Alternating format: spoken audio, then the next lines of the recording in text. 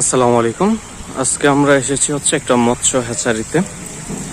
এখানে মাছ থেকে ডিম সংগ্রহ করে তারপর রেণু উৎপাদন করা হয়।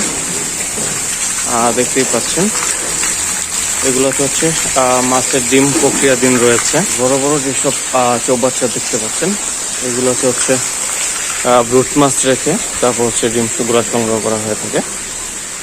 এবং এইখানে দেখতেই পাচ্ছেন এগুলো শিং মাছের রেণু করা হবে। এই ব্রুট মাছগুলোকে হরমোন ট্রিটমেন্ট করা হয়েছে।